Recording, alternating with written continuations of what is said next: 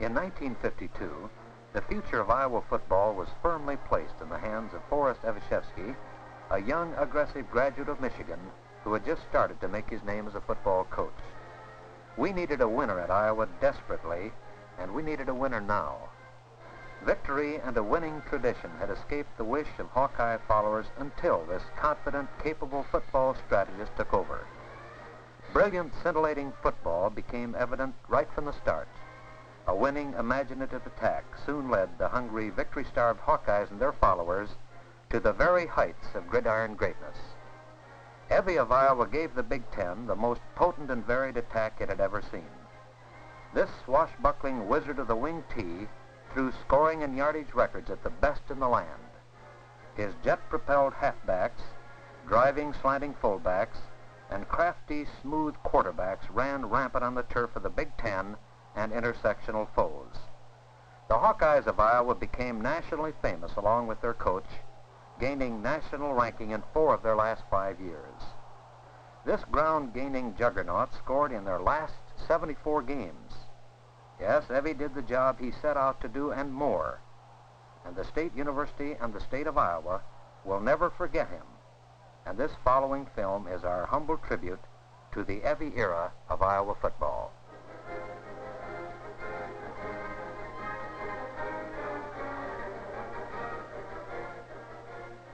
Perhaps one of the most unexpected upsets in Iowa history occurred on October 25, 1952 in Iowa City, when the Buckeyes of Ohio State were humbled 8-0. It was a vicious, brutal game, and the Hawks, already losers of 4 straight, were conceded no chance. The Hawkeyes rose to the occasion, and all afternoon threw them back. A Hawkeye punt was fielded in the end zone by Goodsell of Ohio State, and immediately swarmed under by a half a dozen Hawkeyes for a safety. The Buckeye offense had been throttled all afternoon, and later in the 4th quarter, the Hawkeyes had this scoring opportunity, and the Buckeyes in turn became tough. The Hawks needed this one to put them more than a touchdown ahead. Bobby Stearns takes a whack at it, but Bobby stopped short of the goal line. Then Dusty Rice, old number 11, tries, but the old wine speedster is still short of a touchdown. A head-on tackle stopped Dusty.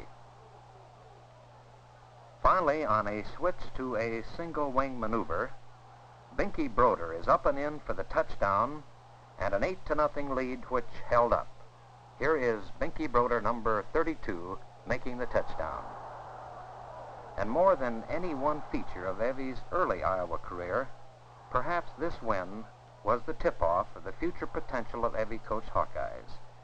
Remember how Iowa fans loved this one? Well, this defeat knocked the Buckeyes out of the championship and Rose Bowl contention, and the name Iowa became a name in the Big Ten from this date forward.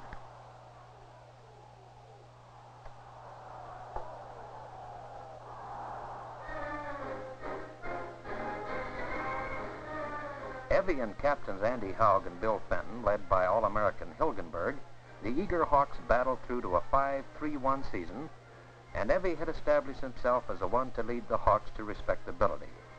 Evy signed a new 10-year contract that December, and we finished 9th nationally. Earl Smith, number 14, spearheaded this offensive machine, his speed scoring against the Wolverines of Michigan. And later, All-American Jerry Hilgenberg snatches a Wolverine pass and watch the All-American return it near the midfield stripe.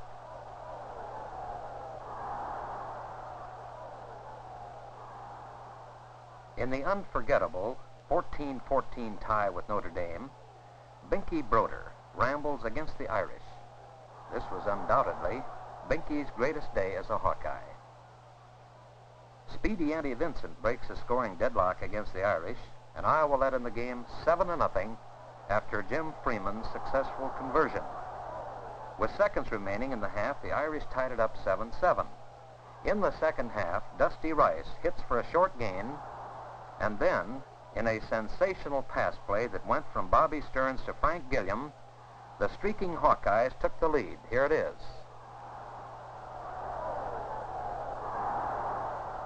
Seconds following this, the extra point attempt was good by Jim Freeman of Iowa City, and the Hawks took the lead 14-7. Well, the fainting Irish killed the clock, and with 6 seconds remaining, Ralph Guglielmi hits Dan Shannon in the end zone, and the score is 14-13. Then the try for the extra point by Don Schaefer is good, and there was one of the memorable tries by an Iowa team that'll never be forgotten. Iowa 14, Notre Dame 14. We still talk about that one, and Evy does too.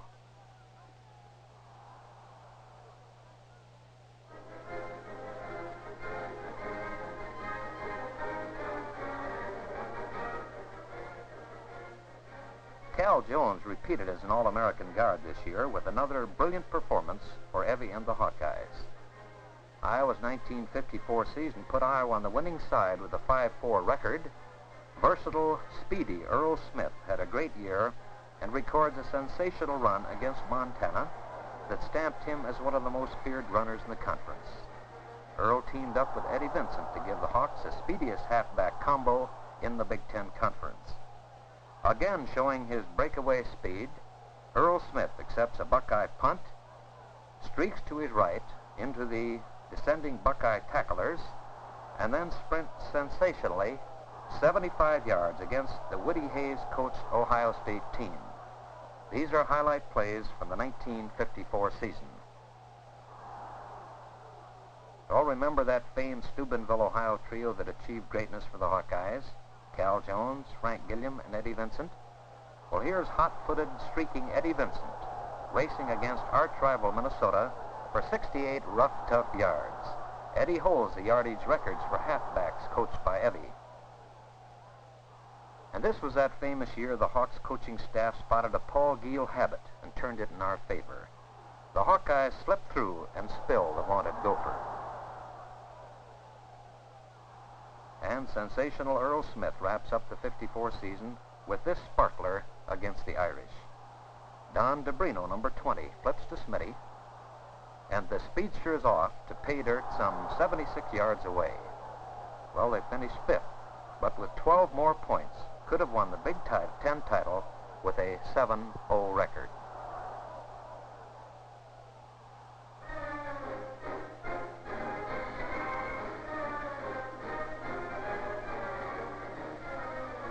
One of the greats of Iowa history was 3-time All-American guard Cal Jones from Steubenville, Ohio, one of the legendary figures for the old gold and black, who suffered an untimely death in a plane crash after his final year at Iowa. Cal captains Evy's 55 Hawkeyes, who with a tough schedule and bad breaks on injuries, had the close games go the wrong way. But the Hawks had their moments. Here is Mike Hegler, a sophomore, slipping through for about a 14-yard pickup. Evy's first nationally known quarterback, Jerry Rykow of Decorah, Iowa, in action. Slips back in the pocket and then hits Freddie Harris, Iowa fullback. And old number 35, Bulls, for those extra yards. Big burly Jerry Rykow then shows his versatility as he slips back in the pocket once again and flips in the flat to the left to little Mike Hegler from Washington, D.C. Well, reversing things just a bit, Don DeBrino, number 20, then throws a pass in the flat, and the receiver is Jerry Rykow.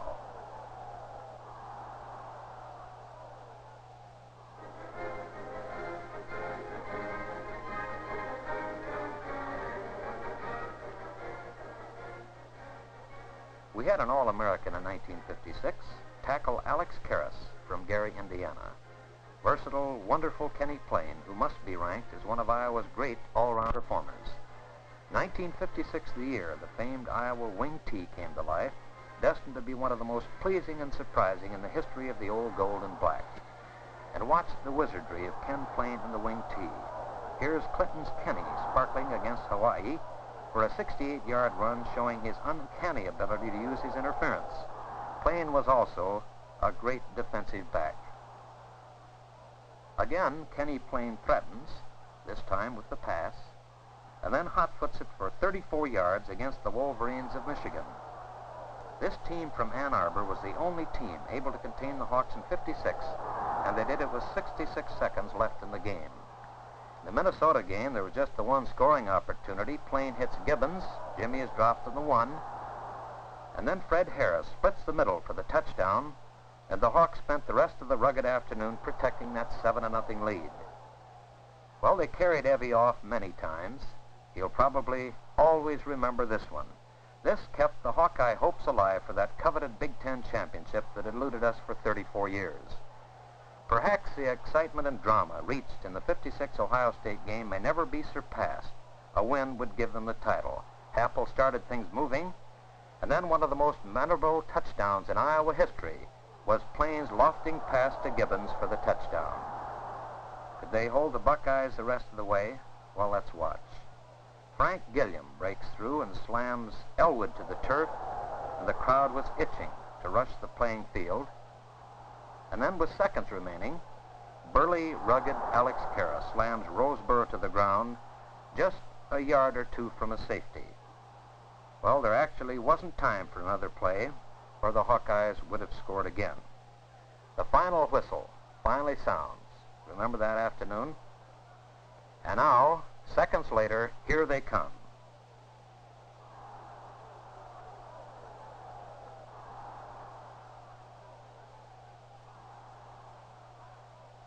Well, Kenny Plain and Evy get the treatment again, and the pent-up emotions of the Hawkeye students and followers completely went out of control. The cement-embedded goalpost came out, and in the minds of everyone present was Pasadena and the Rose Bowl. Well, we often wonder if mob hysteria will ever reach that height again. Maybe not, maybe it will, but at least we'll never forget it. The beautiful Rose Bowl in Pasadena, California. It's Big Ten champs, too.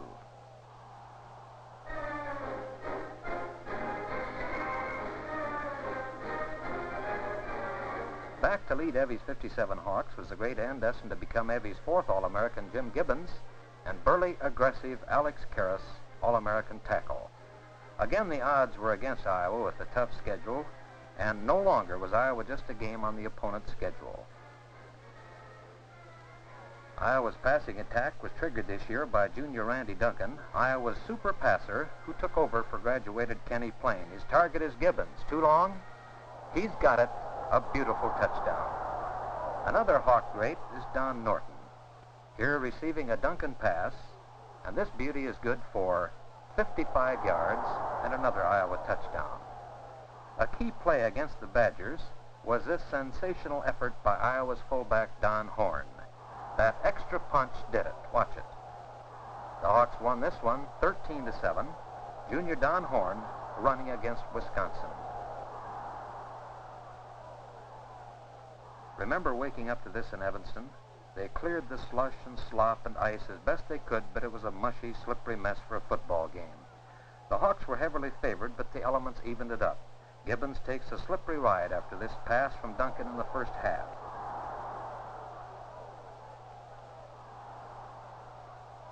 There was just one score, and here it is. Watch it closely. Duncan fires an aerial intended for Furlong. It's almost intercepted. They fight for it. Furlong has it, and it's a 32-yard touchdown pass, believe it or not. Hawks won it 6-0. The weather changed, and the tempo of Iowa's attack picked up. Randy hits Gibbons, and it's all the way for a touchdown. Randy Duncan didn't often run. He seldom had to. Here he receives a lateral from Bill Gravel, number 14, and Randy scoots 32 yards down the east sidelines in Iowa City.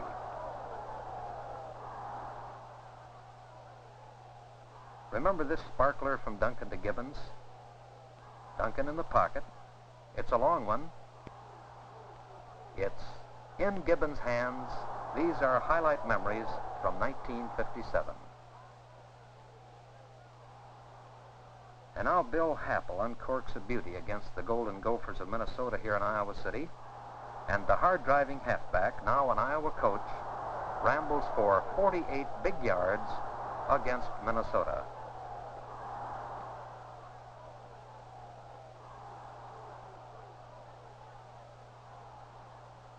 Next, our only loss, a bitter one, was to Ohio State. We lost everything here. Championship, #1 national rating, and Evy is Coach of the Year. Here, John Nacera scores a 30-yard TD against the Buckeyes. And little Mike Hagler livened the Notre Dame 21-13 win as he loses both his helmet and shoe in this run at South Bend. Well, we'd love to play that Ohio State game over, but it was still a tremendous year. 7 wins, a loss, and a tie.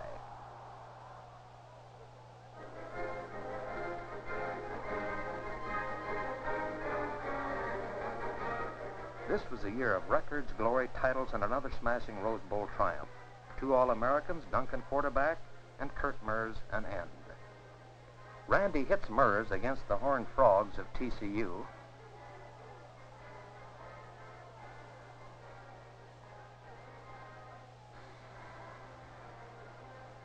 And then bounding Bobby Jeter breaks this Southwest Conference opener wide open with his 42-yard sparkler.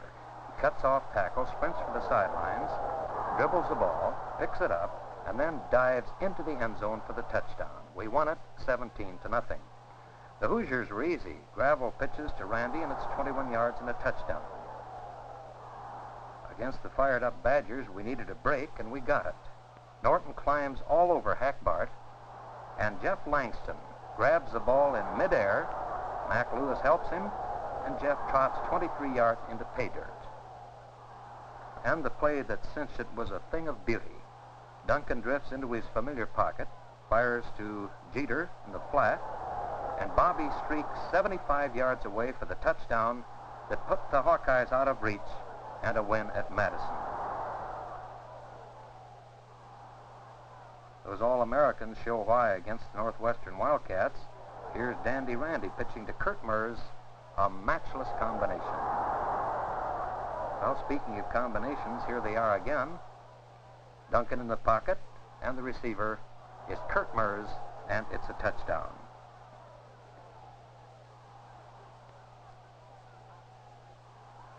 A superstar was born at Michigan that year, and it was Evy's first win against his old school. Wispy, jet-propelled Willie Fleming showed his brilliance at Ann Arbor. This was his only year, but he scored 2 touchdowns a game from here on out and made the All-Big Ten team. This beauty against the Wolverines went 73 yards. Then Ray Yock spells Willie, and the hard-working halfback from Mendota, Illinois, goes to his left, reverses to pick up the interference, and then speeds 74 yards against Michigan's Wolverines. Evy loved this win against his alma mater, and he came close so many times before. Another scene at Ann Arbor brings into focus brilliant Fleming again as he startles the Wolverines with his 63-yard scamper. Evy had predicted great things for this youngster even before he proved it some time later. He's a pro star now.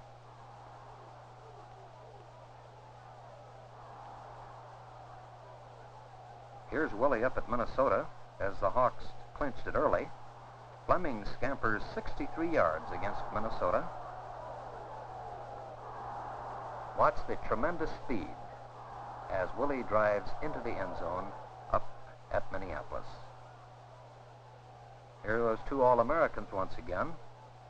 Randy Duncan finds Kurt Murs open, and he hits him. The pickup this time about 20 yards against the Gophers.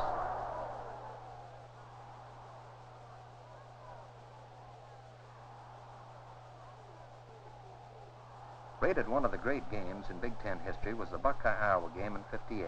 The Bucks won it with great performances by White and company, but the Hawks were in it all the way. Willie Fleming literally screams down the sidelines for 55 yards as he receives a pass from Duncan in the right, completely reverses to his left, and then the sideline holds him from a touchdown on the far side of the field. A play later, same combination. Randy hits Willie for the touchdown, and later Evy and Woody agree this one would rank as one of the great collegiate offensive shows of the decade. Against the Irish in a 48-8 rout at South Bend, Norton gets open, and Duncan throws a long, long pass. They fight for it. It's Norton all the way, and a touchdown.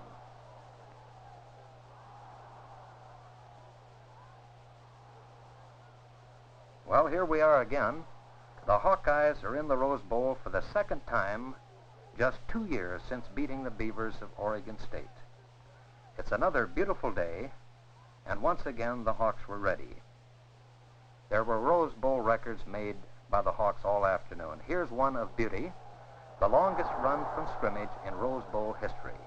Brilliant Bobby Jeter runs 81 yards against California in the Rose Bowl, January 1st, 1959. Here is a fine defensive play by the Hawkeyes. The Bears are passing. It's intercepted finally by Kevin Furlong, and Furlong returns it for a 17-yard interception. And here's that man again, brilliant Willie Fleming. To his left, back to his right, into the end zone, and it's a 37-yard beauty for Willie Fleming. 38-12 over California, and the Hawks made it 2 for 2 in the Rose Bowl.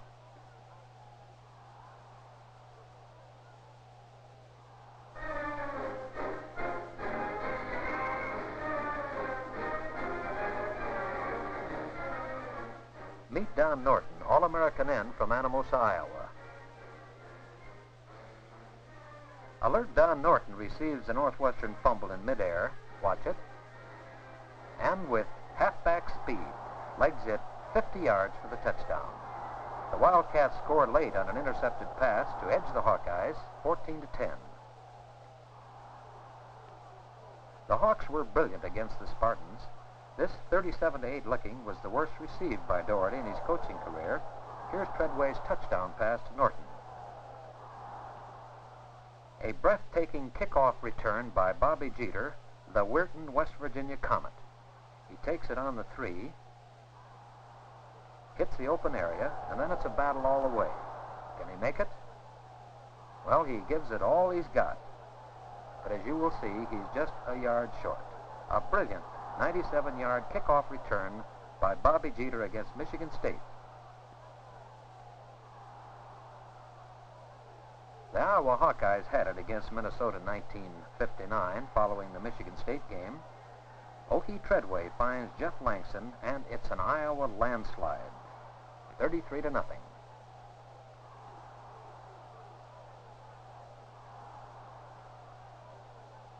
Well, we ran into a stout Purdue defense, but we scored to keep our string of consecutive scoring records going. And against the Buckeyes, leading 9-7, the Hawks recover a fumble and turn Jerry Morin loose. They're fighting the clock and a fighting Buckeye team playing at home. From his wingback spot, Morin hits the weakness, and Jerry finally lugs it into the end zone, and a Hawkeye victory. And this sent Iowa's Hawkeyes into the Notre Dame game with a 5-3 record.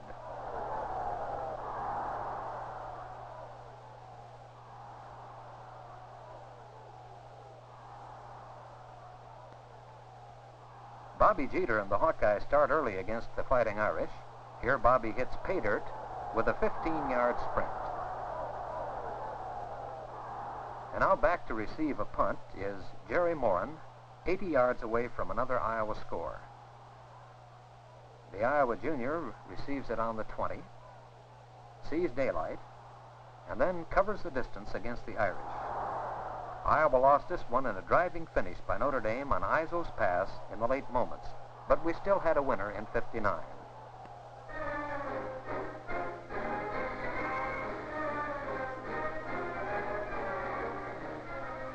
Just as in 1956, this year was a big surprise for Evy and his staff. They didn't count on the meteoric rise of a former third-string fullback to an All-American halfback and the ability of this 1960 team to make the breaks and win the close ones. They did it, and many contend this might have been Evy's best. We had outstanding All-American guard for Des Moines, Mark Manders, and All-American Larry Ferguson. And here's a hint of things to come. Here's Larry Ferguson with a brilliant 85-yard run against the Beavers of Oregon State. His leg drive and speed, along with his clutch runs, gave Evy's 1960 attack its versatility and speed. And here's All-American Mark Manders' heads-up play against the Wildcats of Northwestern. Calhoun punts. Mark follows the punt, gets the fumble, and recovers it, and gives the Hawkeyes another chance. Well, still in the Northwestern game, vicious line rushing forced a hurried pass, and alert Larry Ferguson decides to take over. This interception ended with a touchdown some 72 yards away for Ferguson, and this game that was rated even with Northwestern ended 42-0 for Iowa and set up the big one with Michigan State coming up.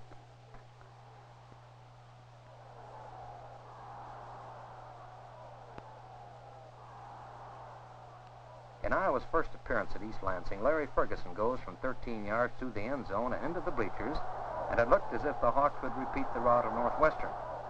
But a late Michigan State surge finds the ball in their possession with a 15-14 lead, and it looked hopeless. The Spartans start a handoff, but a vicious rush and a mid-air fumble grabbed by Joe Williams, and it was all over. The bullet from Rahway, New Jersey went 70 yards on this one. Iowa scored again to wrap it up decisively. Well, the Badgers provided the thriller for the home fans. Against Wisconsin, Fergie slants off tackle and crashes into the end zone, tied it up 7-7. And then, driving quarterback Wilburn Hollis, number 20, slashes for a smashing touchdown against the Badgers with this determination, but the opponents kept coming back, and Wisconsin finally made it 21-21. Well, the score is tied and the game's almost over. Fergie has just returned a punt to the Wisconsin 35. Hollis fades back. Sammy Harris is in the end zone. It's battle-free. Sammy has it. Touchdown. Well, the Boilermakers were tough. Hollis slams through Purdue, but he's just short of a touchdown. This is Wilburn Hollis, the star quarterback of the 1960 Hawkeyes. And even though Wilburn was just a yard short on this play as he moved clear back to his 30, the Hawkeyes later crashed this one over for a touchdown. And still another unforgettable thrill. The lineman rush, the ball is deflected in midair, and Dayton Perry, Iowa sophomore center, hugs it in, and he becomes the first center in Iowa history to score a touchdown, and this thriller went, count 'em, 80 yards. Another Evy record at Iowa. Well, we battled for everything when we went up to Minnesota. Top rating in the nation, cinched Big Ten share, and that prize a win over arch rival Minnesota. But it wasn't our day. Ferguson found a Gopher weakness and picks up a good game, and then Joe Williams put us into a brief lead with a 20-yard sprint against the Golden Gophers that crossed the goal line to keep our scoring record intact. This is Joe Williams scoring against the Gophers. But we weren't dead yet. We still had Ohio State. Iowa fans were in for a treat. It was farewell to Evy, his final home appearance as the Iowa football coach. In a game that many have called Evy's greatest at Iowa, the Hawks mauled and battered the Buckeyes 35-12. Joe Williams slips through center and rambles 48 yards to his left to start things moving, and a win would give Iowa the assurance of at least a tie for the Big Ten championship. Rambling Wilburn Hollis picks up 13 on this great run, and the Hawks were off and running. Iowa led at the half 28-6 and then put the icing on the cake in the second half when Larry Ferguson took over. Fergie turned the game into a rout with the longest run from scrimmage in the Big Ten in 1960. He's contested briefly at the 50, but strength and speed hurl him tired but happy into the end zone. 91 yards for Ferguson. Well, on the sideline, Coach Woody Hayes of Ohio State looks worried, and he should be. Another fabulous year and another ride, a wonderful farewell to Evy in his home finale. This was Evy's third championship team, and he missed 3 others by the narrowest of margins. Iowa is no longer an underdog spot on the schedule, but an exciting football power. Well, Evy made 9 All-American players at Iowa. He was chosen Coach of the Year by the LA Times, Kansas City Rockney Club, Washington, D.C. Touchdown Club, and the Detroit Times. 3 of his last 5 teams were in the top 3 nationally. No other team in the nation made the top 10, as did Evy, with 4 of his last 5 Hawkeye teams. No Big Ten team in the last 50 years scored 200 points or more in 5 years, but Evy's Hawkeyes did it with points to spare. 4 great coaches received their worst beatings from his tricky wing tee. Brennan of Notre Dame, Doherty of Michigan State, Parsegan of Northwestern, Woody Hayes of Ohio State, and Warmoth just escaped. His teams always looked good. National television wanted Iowa. It gave them tough, interesting football. Evy usually had a surprise ready on Saturday. At least the opponents had to plan for it. He always respected and praised his opponents and their coaches. His players did the same. He was a taskmaster, but his players loved it, and they feared no one. They were ready, confident, and they followed their game plan. Evy hated to lose, and in the last few years he seldom did. The word colorful is coined for him.